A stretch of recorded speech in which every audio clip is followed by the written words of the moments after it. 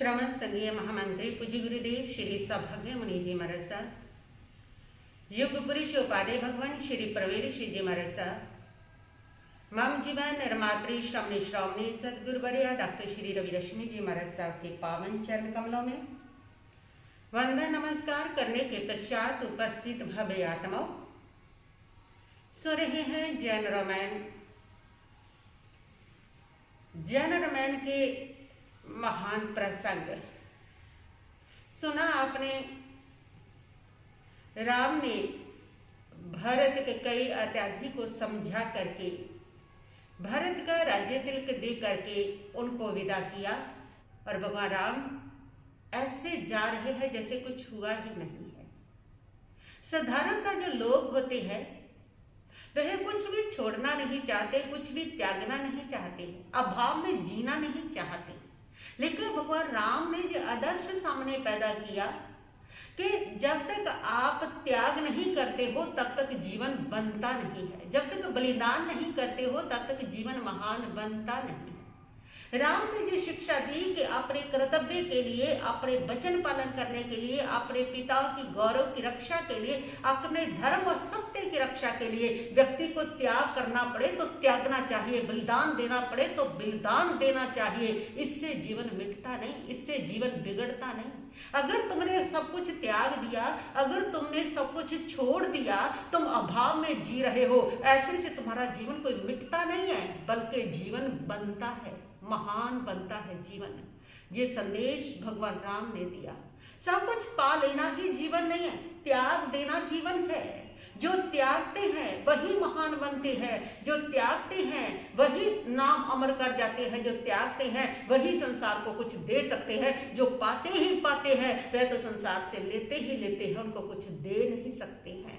वही दे सकते हैं जिनके अंदर त्याग करने का सामर्थ्य होता है, जिनके अंदर बलिदान करने का सामर्थ्य होता है, वही दे सकते हैं। उनकी ही जश पताका फहरती है, उनका ही प्रताप चलता है, उनका ही तेज बढ़ता है। और भगवान राम का त्याग का तेज उनके साथ चल रहा है, उनके कर्तव्य का तेज, पितृभक्ति का तेज, मातृ पितृ भक्ति का तेज उनके साथ चल रहा है। और वह आगे बढ़ते हैं। जंगल में, घोर जंगल जहां पर वन है, शेर उसमें चीते सांसा उसकी आवाजें आती हैं, ऐसे घोर जंगल में प्रवेश करते हैं। सीता धीमे चल रही थी, उसकी चाल को देख के राम लक्ष्मण भी अपनी चाल को धीमी करते हैं और ऐसे घोर जंगल को वो 4 महीने में पार करके अवंती प्रदेश में पहुंचते हैं। अवंती प्रदेश में पहुंच करके वहां एक छायादार वृक्ष के नीचे बैठे हैं। सीता थकी हुई है और उनके साथ वह बैठे हुए हैं। उन्होंने उस प्रदेश को देखा और देख करके लक्ष्मण से कहा कि लक्ष्मण, ऐसे लगता है जैसे ये प्रदेश है वो बसा हुआ था लेकिन किसी भय के कारण उजड़ा है, अभी अभी उजड़ा है। देखो तो सही, इसमें खेत खलिहान लहलहा रहे हैं, फल फूल पत्ते हैं, लेकिन मनुष्य कोई भी नजर नहीं आ रहा। तो ऐसा लगता है किसी भय के कारण ये प्रदेश उजड़ गया है और अभी अभी उजड़ा है। लगता तो ऐसे ही है भैया, लक्ष्मण ने भी कहा। लेकिन किसी से पता करेंगे, पूछते हैं क्या बात है, कोई मनुष्य क्यों नजर नहीं आ रहा, क्या ऐसी घटना यहाँ पर घटित होगी है। और तभी उन्होंने देखा, लक्ष्मण ने, सामने एक बहुत ही दरिद्र व्यक्ति आ रहा है और लक्ष्मण चल करके उसके पास जाते हैं। वो दरिद्र व्यक्ति जब लक्ष्मण को देखता है तो वो देख के हैरान रह जाता है कि ये कौन है, ये कोई सूर्य है, चंद्र है, देव है, इंद्र है या कुबेर है, कौन है। ऐसा तेज पूरा शरीर के ऊपर धारण किया हुआ है, ऐसा तेजस्वी व्यक्ति मैंने कभी नहीं देखा। वो देख करके एकदम डर भी जाता है कि आखिर ये कौन देव आ गया है, कौन है। और लक्ष्मण कहता है, डरो मत, मैं दशरथ पुत्र लक्ष्मण हूं और मेरे भाई राम। तुम उनके पास चलो, हमारे कुछ सवाल है। और उसको निर्भय करके वे साथ लेके चलते हैं। राम की सौम्य मुखमुद्रा, दिव्य कृति देख करके तो वो और भी प्रभावित होता है, उसको लगता है साक्षात भगवान के दर्शन कर रहा हूं। और राम ने उस व्यक्ति से कहा कि ये प्रदेश उजड़ क्यों गया है, यहाँ पर कोई मनुष्य दिखाई क्यों नहीं दे रहा, कहाँ गए हैं सारे मनुष्य। लगता है पहले बसा हुआ था, खेत खलिहान लहलहा रहे हैं। उस दरिद्र पुरुष ने हाथ जोड़ करके कहा, सबसे पहले तो धन्य भाग्य है मेरे कि आपके मुझे दर्शन हुए हैं। दूसरी बात यह है कि ये प्रदेश में मनुष्य क्यों नहीं दिखाई दे रहा, इसका कारण है कि अवंती प्रदेश है हमारा, उस अवंती प्रदेश का राजा सिंहोदर है, उसके अंदर अनेक राजा उसके अंडर में काम करते हैं, बहुत सारे सामंत राजा उसके अधीन चलते हैं। उनके अधीन ये दिशांगपुर नगर है जहां आप बैठे हो, और इस दिशांगपुर नगर का उनके अधीन राजा, राज्य करने वाला राजा है बज्जरकरण। और बज्जरकरण जो है उसको सिंहोदर राजा ने घेरा डाल लिया है, उसको वो मारना चाहता है, उसको समाप्त करना चाहता है। सुन करके राम को आश्चर्य हुआ, पूछा क्यों? उस व्यक्ति ने बताया कि इसकी थोड़ी सी लंबी कहानी है कि राजा सिंहोदर उसको क्यों मारना चाहता है। उसका कारण ये है कि जो बज्जरकरण राजा है दिशांगपुर का, वह पहले तो बहुत कठोर स्वभाव का था और बहुत ही उसके साथ साथ वह क्रूर भी था। धर्म कर्म से उसको कोई लेना देना नहीं था। एक बार वो जंगल में गया, जब वो जंगल में गया तो वहां पर उसने एक मुनि को खड़े हुए देखा और वो देख करके आश्चर्यचकित हुआ। उसने उस मुनि से सवाल किया कि आप जंगल में क्यों खड़े हैं, किस लिए खड़े हैं, भूखे प्यासे तप कर रहे, किस लिए? उस मुनि ने कहा अपनी आत्मा का हित के लिए, अपनी आत्मा के कल्याण के लिए। उस राजा ने कहा कि इसमें आत्मा का हित कौन सा हुआ? यहाँ पर आपको कोई सुख नहीं है, सुविधा नहीं है, आपके पास धन दौलत नहीं है, खाने पीने का साधन नहीं है, जंगल में कष्ट ही कष्ट है, इसमें कौन सा तुम्हारी आत्मा का सुख हो रहा है?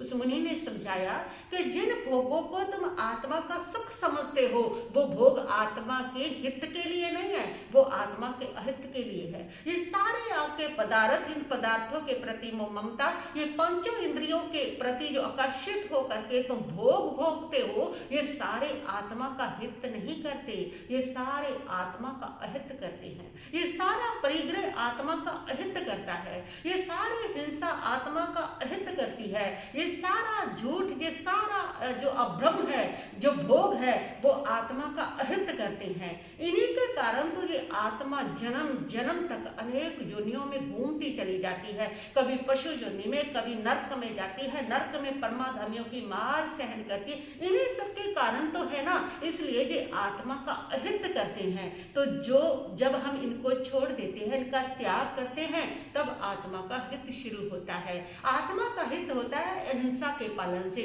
आत्मा का हित होता है सत्य का पालन करने से, आत्मा का हित होता है अस्ते बिना आज्ञा के किसी भी चीज पर अपना स्वामित्व मत रखिए, सिर्फ अपनी जरूरत के लिए उसका उपभोग करिए।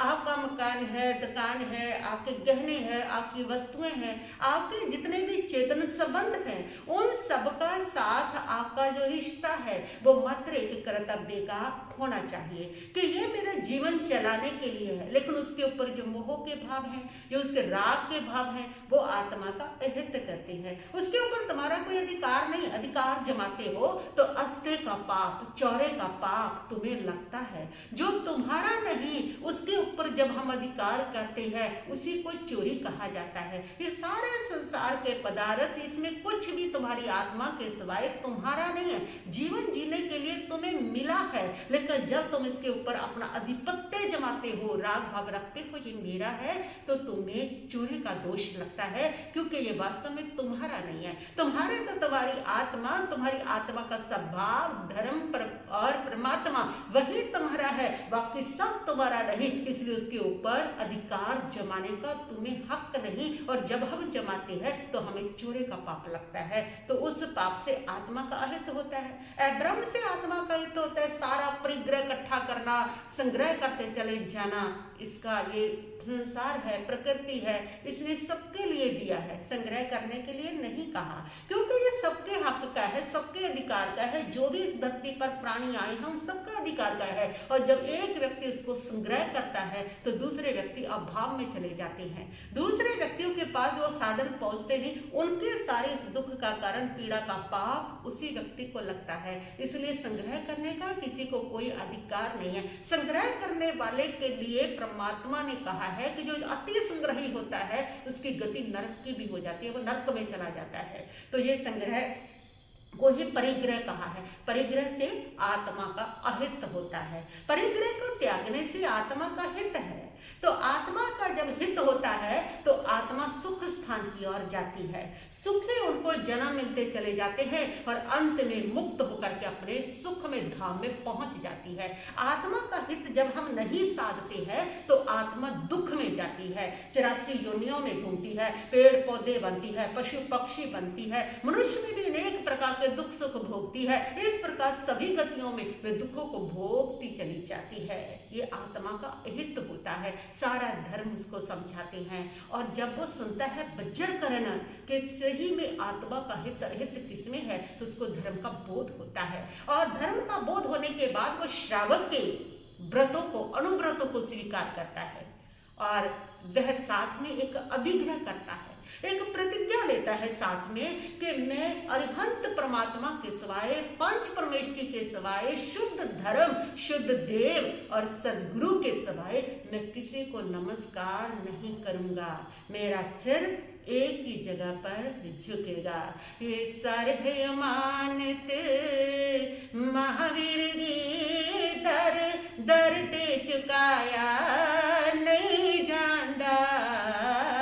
ये सर है अमानत मेरे प्रभु की दर दर दे चुकाया नहीं जानदा। जिसकी भक्ति का उत्कृष्ट रूप था कि मेरा ये सिर मेरे परमात्मा के सिवाय, पंच परमेष्टि के सिवाय कहीं नहीं झुकेगा। ये उत्कृष्ट भक्ति का उत्कृष्ट रस था, ये उत्कृष्ट उसकी श्रद्धा थी। ये अभिग्रह उसने ले लिया और अभिग्रह लेके वो अपने राज्य में आ जाता है। तुकाराम को सुना रहा है वो दृढ़कोश, और वो कहता है कि जब वो राज्य में आता है तो उसको ध्यान आता है कि अरे मेरा स्वामी सिंहदर राजा है, उसको मुझे नमस्कार करना पड़ता है। तो मैंने प्रतिज्ञा ली है, अभिग्रह ली है, पांच परमेष्टि के सिवाय किसी को नहीं झुकूंगा। तो अब क्या करूं? अगर नहीं उसको नमस्कार करूंगा तो वो मेरा दुश्मन बन जाएगा और मेरे से नाराज हो जाएगा। अगर करता हूं तो मेरा अभिग्रह टूटता है। मैंने अभिग्रह जो लिया है अब प्राण दे करके भी इसी की रक्षा करूंगा, धर्म की रक्षा करूंगा, सत्य की रक्षा करूंगा। अब जो होता है उसको होने दे। और तब वो दिमाग लगाता है कि अब करूं तो करूं क्या, और वे एक रास्ता निकालता है। निर्बल व्यक्ति बलवान के आगे हमेशा माया का ही प्रयोग करता है, उसको कोई ना कोई छल या धोखा ही करना पड़ता है, कुछ छिपा छिपा करना पड़ता है, क्योंकि बलवान के आगे उसकी ताकत चल नहीं पाती है। तो इधर वह भी सोचता है कि अब करूं क्या, और वह ये सोचता है। उसने एक जुक्ति निकाली, एक उपाय निकाला, एक अंगूठी बनाई। उस अंगूठी में भगवान मुनीश्वर स्वामी जी की एक प्रतिमा, छोटी सी प्रतिमा, नाम लिखा। और जब वो सिंहोदर को नमस्कार करता तो अंगूठी को आगे करके परमात्मा को नमस्कार करता, और सिंहोदर समझता था कि मुझे नमस्कार कर रहा है। और इस प्रकार वो अपने अभिग्रह की रक्षा भी कर रहा था और सिंहोदर को भी प्रसन्न रख रहा था। लेकिन चुगलखोर और ईर्ष्यालु लोग हर जगह रहते हैं, ये हर युग में रहते हैं, हर देश में रहते हैं, हर घर में रहते हैं, हर समाज में रहते हैं, सब जगह पर रहते हैं। और इनका काम ही यही होता है कि दूसरे का काम बगाड़ना, इनका काम ही ये होता है विग्रह पैदा करना, इनका काम ही ये होता है कि दोष देखना, इनका काम ही ये होता है कि किसी के काम को बढ़ने ना देना, सुख शांति को रहने ना देना। इनका काम ही ये होता है। ईर्ष्यालु और चुगलखोर, इन लोगों का यही काम रहा है। और ये कोई भी युग है, हर युग में रहे हैं। ऐसा नहीं है कि ये कल युग में ही है, अभी लोग ऐसे पैदा हो गए जी, चुगलखोर हो गए, ईर्ष्यालु हो गए हैं, पहले तो नहीं थे। साथियों, साथ युग में भी थे, सब कुछ होता है। ये प्राणी हर युग में पाए ही जाते हैं।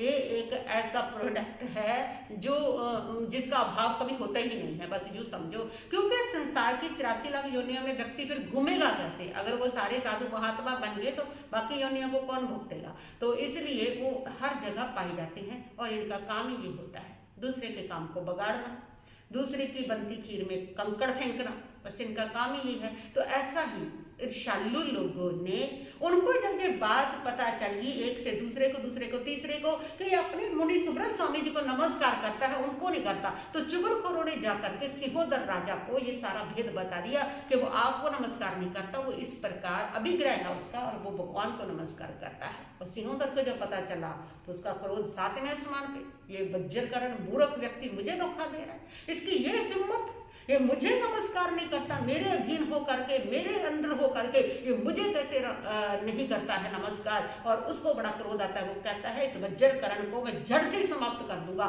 इसको मैं बख्शूंगा नहीं।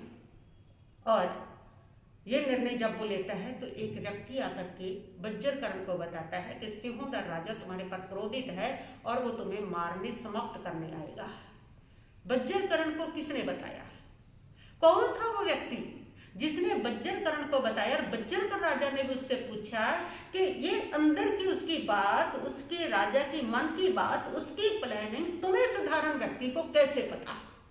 तो उस व्यक्ति ने बताया कि राजन, मेरा नाम विद्युदंग है, मैं कुंडनपुर का श्रावक समुद्र संगम का बेटा हूँ, वहां का रहने वाला हूँ। मैं व्यापार के लिए अवंती प्रदेश में आया था और वहां पर व्यापार करते करते एक बार मेरी नजर वहां की कामलता वैश्या जो बहुत खुश होता उस पर पड़ी और मेरा मन उसके ऊपर आसक्त हो गया। मैंने सोचा कि चलो एक बार उससे मिलके आता हूँ। मैं उससे मिलने गया तो उसने ऐसा मोहित किया मुझे, मैं उस पर मोहित हो गया। बस फिर क्या था, एक बार दलदल में जब काम टिकता है तो व्यक्ति धंसता ही चला जाता है। बस वही स्थिति मेरी होगी कि एक बार मेरा पांव उस दलदल में पड़ा और मैं उस दलदल में धंसता गया और मैं उसके इतना ज्यादा उसके प्रति प्रेम से भर गया, मैं उसके बिना रह ही नहीं सकता था। और सारा मेरा जो धन था 6 महीने में उस वैश्या पर सारा खर्च हो गया। और उस कामलता ने एक दिन मुझसे कहा कि राजा सिंहोदर की पत्नी श्रीधरा के कानों में जैसे कुंडल है ना, वैसे कुंडल मुझे ला के दो। उसकी मनोकामना पूरी करने के लिए वो मुझसे रूठना चाहे, उसका रूठना मुझसे बर्दाश्त नहीं होता था। तो इसके लिए अब मेरे पास पैसे तो बचे नहीं थे, कुछ भी नहीं था। तो मैंने सोचा अब करूं क्या, वो रूठ भी ना जाए। तो मैंने प्लानिंग की कि राजा के महल से चोरी कर लाता हूँ और वो इसको दे दूंगा, ये भी नहीं रूठेगी। और मैं महल में चोरी करने के लिए गया, लेकिन वह राजा रानी का वार्तालाप चल रहा था। आधी रात का समय था, वो सोए नहीं थे। मुझे सुन करके मेरे कान खड़े हो गए। रानी श्रीधरा ने सिंहोदर राजा से कहा कि आपको क्या चिंता है जो आप इतने व्याकुल हो रहे हैं, इतने अशांत हो रहे हैं कि आपको नींद भी नहीं आ रही, बार बार करवटें बदल रहे हैं, कौन सी चिंता आपको सता रही है? जैसे उसने ये कहा मेरे कान खड़े हो गए कि इन लोगों को भी चिंता होती है। इतना सुख, इतना राज्य, इतना सब कुछ, इतने साधन, इतने दास दासियां, फिर इनको भी चिंता है। हमारे जैसे को तो चिंता हो सकती है। चिंता सबके साथ है जब तक उसका कर्म संसार है।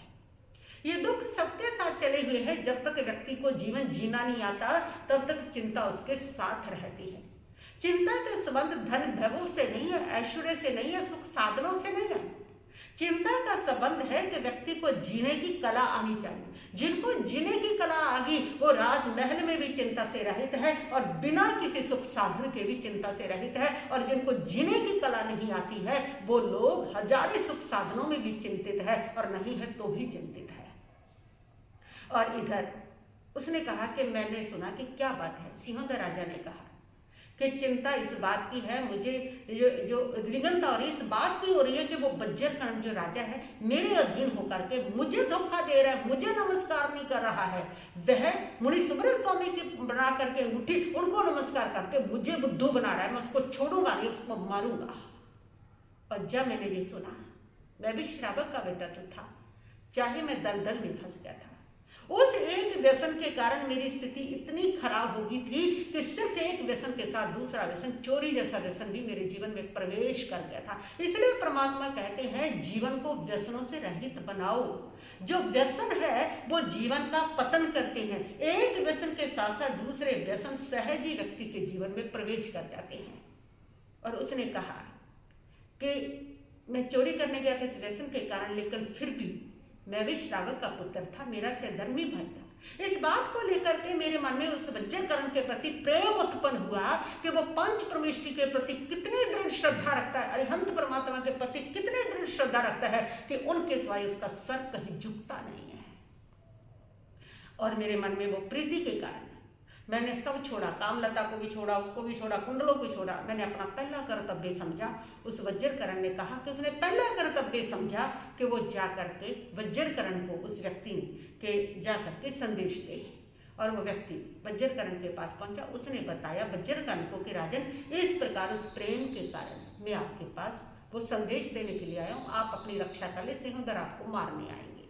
और ये सुन करके जो वज्रकरण है उसने अपनी किलाबंदी कर ली अंदर सारे किले के, और बाहर के जो लोग थे वो बाहर रह गए, और बाहर जिनके खेत खलिहान थे, बाग बगीचे थे, घर मकान थे, वो सारे बाहर रहने के कारण लोग भय के कारण चले गए, यहाँ से डर गए लोग।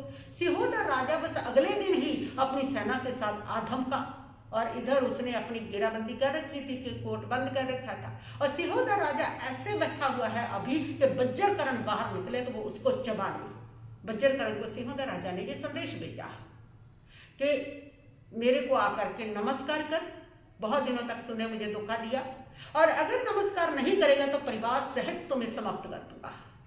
वज्रकर्ण ने ये संदेश दिया कि नमस्कार मैं अविनय के कारण नहीं करता हूँ, आपका कोई मैं अपमान नहीं करना चाहता हूँ, मैंने एक प्रतिज्ञा ली, मैंने एक अभिग्रह किया है, वो मेरा धर्म है, इसलिए मैं उसके सिवाय किसी का सर नहीं झुकाऊंगा, लेकिन मैं आपका आदर करता हूँ, आपका सम्मान करता हूँ, वो प्रतिज्ञा है, मेरा धर्म है, और मुझे मेरा धर्म पालने का हक होना चाहिए। अगर मैं अभिमान के कारण करूँ, अगर मैं अपमान करने के लिए करूँ तो मैं दोषी हूँ, अगर मैं अपनी श्रद्धा के लिए, अपनी आस्था को दृढ़ करने के लिए कराऊँ, अपने धर्म का पालन करने के लिए कराऊँ, तो मैं दोषी नहीं होना चाहिए। इसलिए आप चाहे मेरा सब कुछ ले लो, राज्य ले लो, सब कुछ ले लो, लेकिन मेरी जो प्रतिज्ञा है इसको पालने का मुझे अधिकार देना चाहिए। लेकिन सिहोदर राजा ने तो एक नहीं सुनी। अभिमानी व्यक्ति जो होता है उसको धर्म कर्म से कुछ लेना देना नहीं होता, क्योंकि उसका अहंकार, उसका अभिमान उसकी आंखों पर पट्टी बांध देता है। इसलिए तो कहते हैं अहंकारी अंधा होता है, उसको कुछ दिखाई नहीं देता। देख लीजिए इतिहास उठा करके जितने अहंकारी लोग रहे हैं उन सबको कुछ दिखाई नहीं दिया। अब रावण को देख लीजिए, अहंकार के कारण जबकि सामने सब कुछ दिख रहा है, सारी लंका समाप्त हो रही है, पुत्र मारे हैं, सब समाप्त हो रहे हैं, लेकिन अहंकार है कुछ भी देखने नहीं दे रहा। कंस को देख लीजिए, श्री कृष्ण सामने खड़े, द्रोजन को देख लीजिए, उनको श्री कृष्ण की कोई शक्ति दिखाई नहीं दे रही है। अहंकार अंधा होता है, कुछ देखने नहीं देता। सिहोदर राजा अहंकार के कारण कुछ नहीं देख रहा, क्या धर्म है क्या धर्म है। वो कहता है कि जा तो मुझे नमस्कार करने, युद्ध के लिए तैयार हो जा, बाहर निकल, मैं तेरे को समाप्त करूंगा। और वज्रकर्ण अब अंदर बैठा है, बाहर के लोग डर के कारण चले गए हैं। कल कुछ घर जो है सिहोदर राजा ने जो बाहर थे वो जला भी दिए, उससे लोग और डर गए हैं। मेरा भी घर बार अंदर था, हम बाहर रह गए, मैं और मेरी पत्नी। अब हमारे पास खाने के लिए कुछ नहीं है। सुबह सुबह मेरी पत्नी ने मुझे डांटा और फटकारा कि जाके देख, अगर अंदर जा सकता है तो अपना घर का सामान तो उठा के लेके आ, लेकिन वो तो मुझे नहीं मिला। पर मुझे आप जैसे महान पुरुषों के दर्शन हो गए, भगवान के दर्शन हो गए, और ये दर्शनों से मुझे ऐसे लगता है कि उसका सुबह का झगड़ा मेरे लिए अच्छा ही था, जो उसने मुझे गाली देकर के घर से निकाला वो अच्छा ही था कि आपके मुझे दर्शन हो गया। आपका दर्शन करके मेरा तो सारा दुख दूर हो गया, आपकी सौम्य मुख मुद्रा दे करके मेरी सारी चिंता समाप्त होगी। और भगवान राम ने अपने पास एक स्वर्ण सूत्र निकाल करके उसको दे करके उसकी दृढ़ता समाप्त की, उसको विदा किया। और विदा करने के बाद राम ने लक्ष्मण से कहा कि लक्ष्मण तुम वज्रकर्ण से जाकर के मिलो। और लक्ष्मण उसी समय राम की आज्ञा पा करके वज्रकर्ण के पास जाते हैं। वज्रकर्ण जैसे लक्ष्मण को देखता है, उसके तेजस्वी आकृति को देख करके सोचता है ये जरूर महान पुरुष है, ये जरूर भद्र पुरुष है, और वो उठ करके उसका स्वागत करता है, सत्कार करता है, अतिथि के लिए भोजन का आमंत्रण देता है। और लक्ष्मण कहते हैं कि भोजन मैं यहाँ नहीं, मेरा बड़ा भाई अपनी पत्नी के साथ नगर के बाहर है, पहले उनको खिला करके फिर मैं खाता हूँ। और तब वज्रकर्ण जो है वह कहता है कोई बात नहीं, बातचीत बाद में करेंगे, पहले आप भोजन कीजिए। और बहुत सारे अपने दासों के साथ भोजन व्यंजन जो है लक्ष्मण के साथ दे करके, और बहुत सारे अनेक प्रकार के भोजन के व्यंजन वह राम के पास भेजते हैं। भगवान राम, सीता, लक्ष्मण उस भोजन को स्वीकार करते हैं, खाते हैं। और उसके बाद राम कहते हैं लक्ष्मण, वज्रकर्ण की श्रद्धा की रक्षा करने के लिए, उसके विश्वास की रक्षा करने के लिए, परमात्मा के प्रति, अनंत परमात्मा के प्रति उसकी दृढ़ आस्था की रक्षा करने के लिए, उसके धर्म की रक्षा करने के लिए तुम जाओ सिहोदर के पास और सिहोदर को जाकर के समझाओ। लक्ष्मण उसी समय सिहोदर के पास जाते हैं और सिहोदर को जाकर के कहते हैं कि दशरथ पुत्र राजा भरत जो अनेक राजाओं को अपने अधीन किए हुए हैं, उसका जो आदेश है सिंहोदर तुम्हारे लिए कि तुम बज्रकर्ण का विरोध मत करो। ये सुन के बज्रकर्ण पहले तो कहता है कि राजा भरत तो अपने सेवा करने वाले राजाओं की कृपा रखता है। राजा भरत को ये नहीं पता कि जो व्यक्ति मुझे धोखा दे रहा है, मुझे नमस्कार नहीं करता, मैं उसका विरोध कैसे ना करूं। लक्ष्मण ने उसको समझाया कि आप उसका मकसद देखिए, आपको नमस्कार करने का क्या है। आपको नमस्कार करने का उसका मकसद आपका अपमान करना नहीं है, आपका अभिनय करना नहीं है। उसका जो लक्ष्य है, उसका अभिग्रह है, उसने प्रतिज्ञा ली है, अपनी प्रतिज्ञा का पालन करता है। वो दिल से आपका सम्मान करता है, लेकिन अपनी प्रतिज्ञा के अनुसार चल रहा है और उसके धर्म पालन में आपको सहयोग करना चाहिए। लेकिन वह कहता है कि ये कैसे हो सकता है। तब लक्ष्मण कहता है कि आपको धर्म के लिए भी ये सैक्रिफाइस करना चाहिए और दूसरा राजा भरत की जो आज्ञा है उसका उल्लंघन नहीं करना चाहिए। ये सुन करके सिंहोदर कहता है, कौन होता है भरत? मैं नहीं जानता भरत को, मैं उसकी कोई आज्ञा मानने वाला नहीं हूं। और ये सुन करके लक्ष्मण को भी क्रोध आ जाता है और लक्ष्मण की भ्रुकुटी चढ़ जाती है और लक्ष्मण कहता है, अच्छा तुम्हें राजा भरत नहीं पता, ले फिर मैं बताता हूं तुम्हें राजा भरत कौन है, युद्ध के लिए तैयार हो जा। और उसी समय वहां पर उस ललकार को सुन के सिंहोदर भी कम नहीं था, वो भी युद्ध के लिए तैयार हो जाता है। लक्ष्मण उस समय निहत्था था और लक्ष्मण ने उसी समय वहां पर एक वृक्ष खड़ा था, उसको उखाड़ करके उसके ऊपर फेंकना शुरू किया। उसकी सेना पर सेना तितर बितर हुई और इतने में जो लक्ष्मण है उसने बड़ी ही सुबुद्धि के साथ छलांग मार करके सिंहोदर राजा के हाथी के ऊपर जा चढ़ा और जा करके उसी के उत्तरीय से उसके कपड़े से उसके गले में बांध करके उसको घसीट करके नीचे लेके आया और घसीटता हुआ राम के सामने ला करके उसको पटक दिया। जैसे ही सिंहोदर राजा ने राम को देखा, उसने हाथ जोड़ लिए कि रघुनंदन आप यहाँ पधारे हुए हो, मुझे पता ही नहीं था। हे प्रभु, आप हमारी परीक्षा लेंगे तो हम जिएंगे कैसे? आपके पराक्रम के सामने हम क्या है? कुछ भी नहीं है। आप क्या हमारी परीक्षा के लिए आए हो? और वह क्षमा याचना करता है कि प्रभु आप क्यों मेरी परीक्षा लेना चाहते हो? राम कहता है, सिंहोदर मैं तुम्हारी कोई परीक्षा नहीं लेना चाहता, लेकिन तो बज्रकर्ण के साथ मैत्री कर लो, उसके साथ संधि कर लो। और तब वो कहता है, हाँ रघुनंदन तथास्तु, जैसा आप कहोगे मैं वैसा ही करूंगा। बज्रकर्ण के साथ मैं संधि कर लूंगा, मुझे कोई दिक्कत नहीं है, मैं उसका विरोध नहीं करूंगा। और तब लक्ष्मण को राम कहते हैं, बज्रकर्ण को बुला के लाओ। और अभी वो बंधनों में पड़ी थी और लक्ष्मण बज्रकर्ण को बुला के लाते और बज्रकर्ण आता है और देखता है कि उसका स्वामी तो बंधनों में पड़ा हुआ राम के चरणों में पड़ा। और बज्रकर्ण उसी समय कहता है राम से हाथ जोड़ करके कि प्रभु ये मेरा स्वामी है, इनको बंधन मुक्त कीजिए, बंधनों में मत बांधिए। उसका दिल दया से भर जाता है अपने स्वामी को बंधनों में जकड़े हुए देख करके। और तब राम कहते हैं सिंहोदर से कि सिंहोदर देखो, ये होते हैं धार्मिक लोग कि अपना बुरा करने वाले के प्रति भी वो हमेशा भले की कामना करते हैं।